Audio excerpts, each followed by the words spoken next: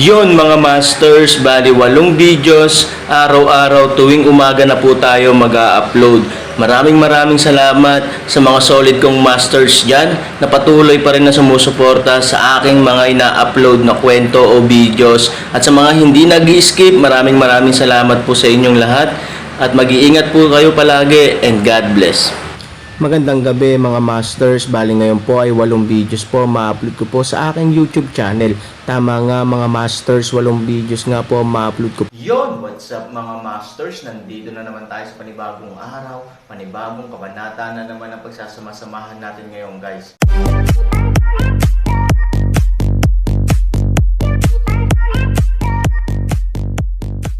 Bali mga masters, kung bago ka pa lang po sa aking YouTube channel, please click the subscribe button, lalong-lalo na po yung notification bell guys, para maging connected pa rin tayo sa isa't isa at maging updated kayo sa mga susunod ko pang video.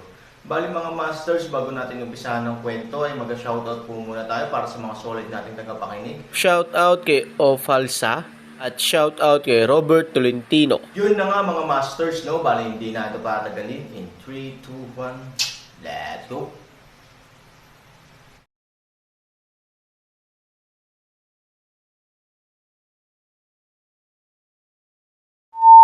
Damit, tumakbo ka. Sa lupa, nakita ng Aaron ang lilang hayop na paparating. Walang sabi-sabi, binuhat niya si Xiaobei, pinilit ang sarili na tiisin ang matinding sakit at hindi mapigil ng kanyang katawan, at dinagdagan ang lahat ng kanyang lakas para himukin si Taisho Shenbu.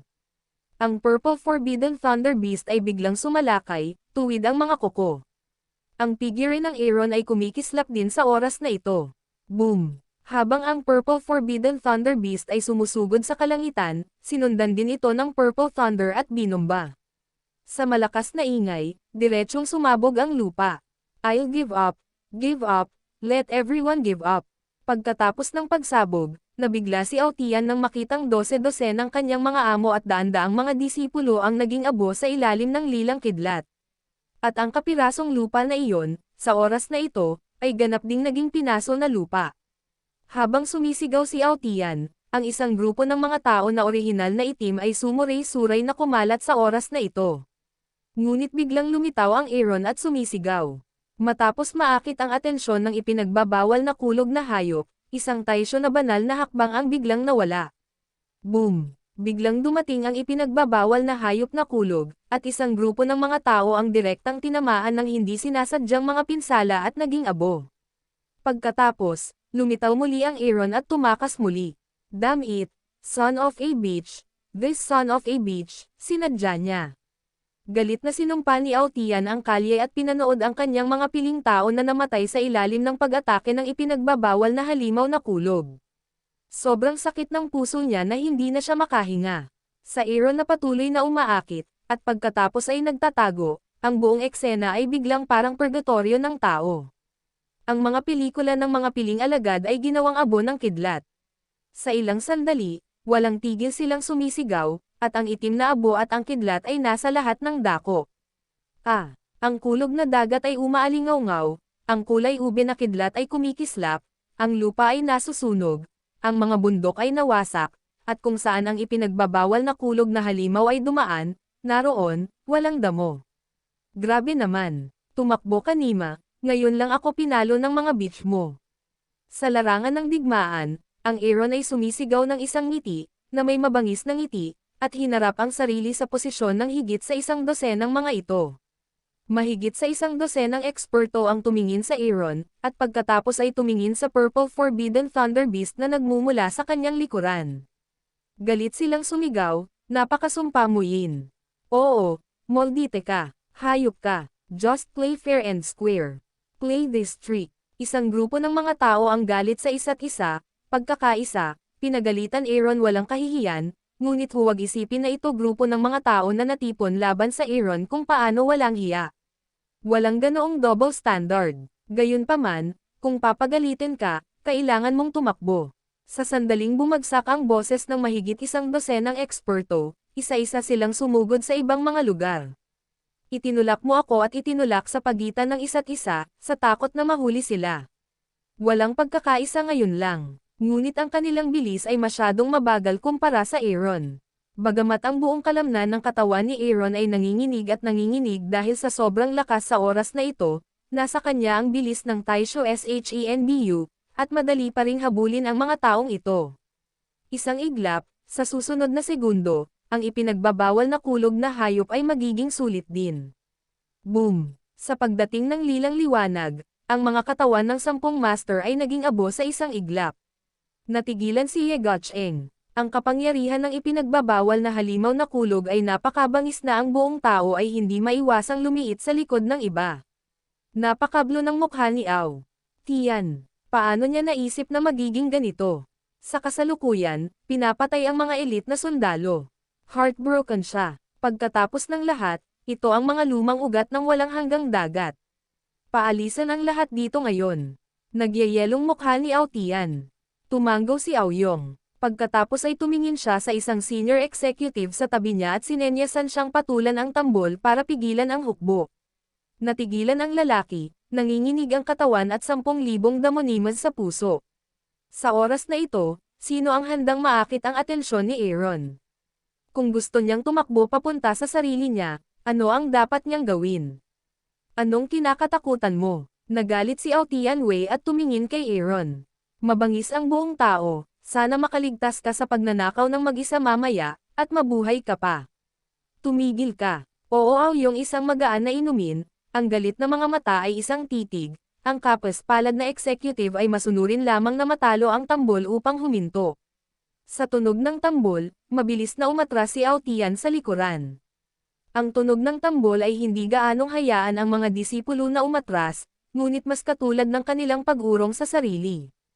Dahil sa harap na larangan ng digmaan, halos 100,000 na mga disipulo ang nakakalat sa kalituhan, at ang bentahe ng bilang ng mga ito ay naging isang buhay na target sa ilalim ng pagyurak ng ipinagbabawal na halimaw na kulog.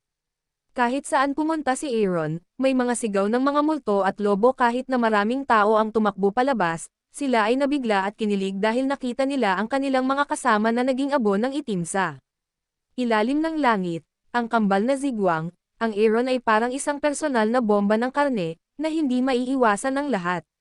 Na orihinal na napapaligiran, ngunit ngayon ay pinilit silang habulin ng Aaron.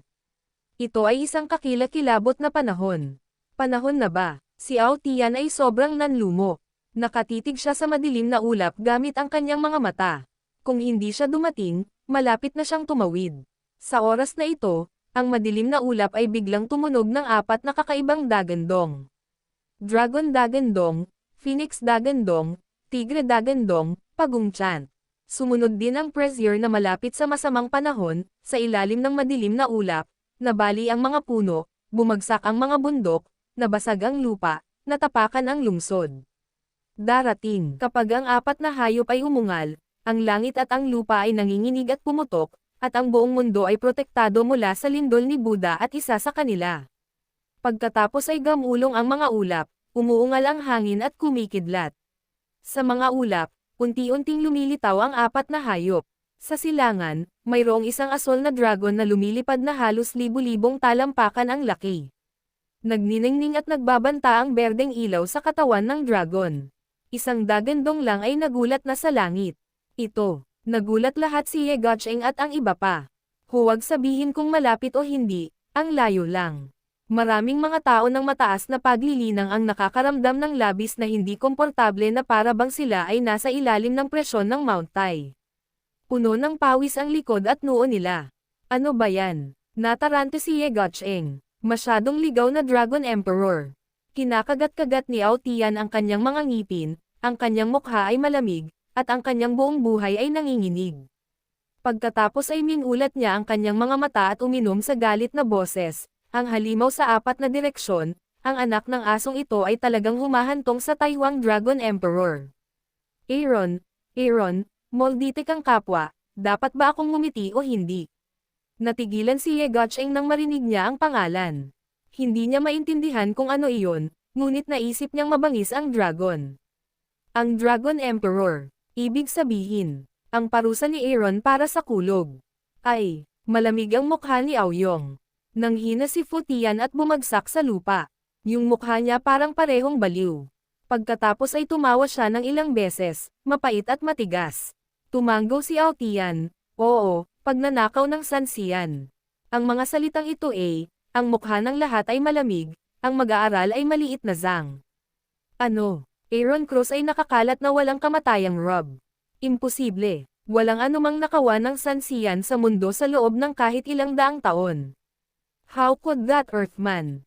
Imposible, imposible. Pinaparusahan lang niya si Kulog. Imposibleng magnakaw ng mga immortal. Ipinapangako ko na walang sino man sa mundo ang naging kwalipikado para sa gayong kalamidad sa loob ng daan-daang taon. Bakit siya naging Aaron? Sa mga mata ng mga kinikiling na tao na ito, kitang-kita na ang Aaron ay hindi kwalipikadong pasanin ang mga parangal na ito, kaya't sila ay umuungal ng galit, hindi maaaring umungol, o kahit na ang hysterical na tawag ay imposible, na parang isang asong walang ngipin na tumatahol sa isang tigre. Ngunit kung minsan ay mukhang katawa-tawa. Patriarch, walang dahilan upang sabihin iyon. Maaari bang si Aaron, isang kalapiteng mababa ang lipad, ay nagkasala ng labis na ang antas ng pagpaparusa sa Kulog ay tumataas, na malapit sa pagnanakaw ng Sansian na tanong ni Aoyong ng pansamantala. Hindi na hinintay na magsalita si Ao Tian, tumayo si Wang Zunzi gamit ang kanyang lumang mukha at sinabi sa malamig na boses, bagamat ang taong pinarusahan ay lalakas sa kanyang lumalagong kakayahan pagkatapos niyang dumating sa mundo ng lahat ng direksyon, maaari pa niyang matrigger ang 9 na araw na Purple Thunder Formation gayunpaman, ang parusa ng Kulog ay palaging parusa ng Kulog, at mahirap maabot ang antas ng tunay na pagnanakaw ng Sansian. Sumimangot si Altian, kaya, kung ito ay ang pagpapakilala ng ipinagbabawal na Thunder Beast, ang problema ay pagkatapos ng ipinagbabawal na Thunder Beast, ang Dragon Emperor na si Wang Wanji ay tumango at muling bumantong hininga nang makitang hindi naiintindihan ng maraming tao sa paligid niya, siya ay nananjes, ang unang alon ng 9 na kalangitan tatawagan ng Purple Thunder Array ang Purple Forbidden Thunder Beast sa gitna. Pagkatapos, sa 4 na makalangit na hayop ng Diyos, random niyang tinawag ang isang katutubong hayop. Mula sa isa sa kanila. Sa 4 na Diyos, nariyan ang Dragon Emperor sa silangan, ang Thunder Tiger sa kanluran, ang naglalagablab na Rosefinch sa timog at ang nanginginig na Xuanwo sa hilaga. Basta tatawagan mo ang alinman sa 4 na makalangit na hayop, ito ang tunay na Sansian robbery. Ang malamig na boses ni Wang Huan, ngayon lang naghihintay si Kuya Ao. Tumango si Altian, naghihintay siya kung ang parusang kulog ng Aaron ay ang tunay na pagnanakaw ng Sansian. Tumango ang dalawang lalaki, at ang bawat isa ay mas pangit kaysa sa isa. Sabay tahimik ang buong eksena.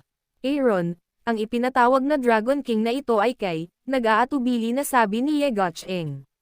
Mababa, Altian daw. Sa wakas ay nakahinga ng maluwag si Ye Gocheng, at ang iba ay lalo pang gumaan. So, bagamat ito ay isang pagnanakaw ng Sansian, hindi ibig sabihin na ang Aaron ay talagang isang pagnanakaw ng Sansian, di ba? Tanong ni Ye Gocheng. Nagkatinginan sina Altian at Wang Zunzi, at tumango si Wang Zunzi, ang parusa ng kulog mismo ay lalampas sa orihinal na pundasyon, at doble pa. Emperor, kung bawasan, hindi talaga dapat. Sumang-ayon din si Altian, umiling at sinabing, ngunit kahit na, hindi makatiis ang Aaron. Walang gustong umamin na ang Aaron ang huling pagnanakaw ng Sansian sa 8 kaparangan na kaharian, dahil walang gustong ilagay ang Aaron sa posisyong iyon.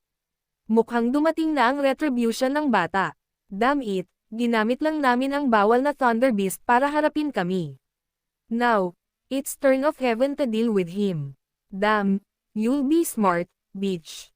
Ye Gocheng excited na bulalas.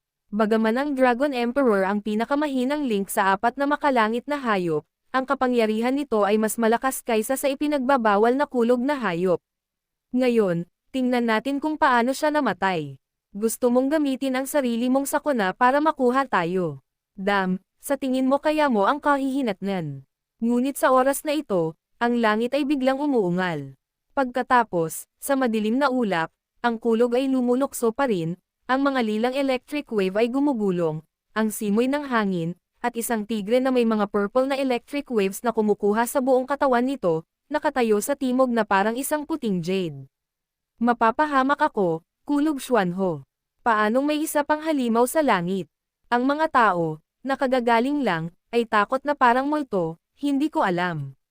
Ano ang sitwasyon? Kahit si Aaron ay nakatitig sa dragon at tigre sa langit, ito.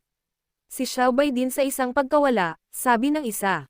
Sa pangkalahatan, ang Sanxian robbery ay Jiushan Purple Thunder. Isang ipinagbabawal na kulog na hayop at isa sa 4 na araw na hayop.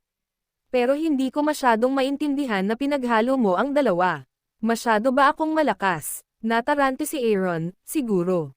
Umiling si Xiaobei, biglang bumagsak ang boses ng isang tao at isang hayop, at may isa pang sigaw na pamunit sa kalangitan sa madilim na ulap.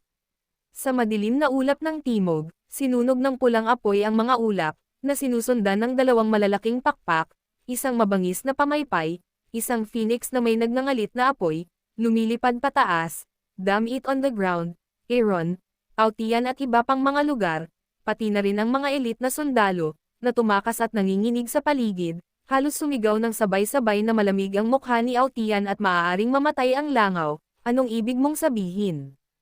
Phoenix burning in the sky. Ito, paanong magkakasunod na 3? Hindi ba pwede? Tumitig sa langit sina Wang Janzi at Ao Yong, gulat na gulat at hindi alam kung ano ang sasabihin, roar sa gitna ng madilim na ulap sa hilaga, may isa pang mahinang tunog.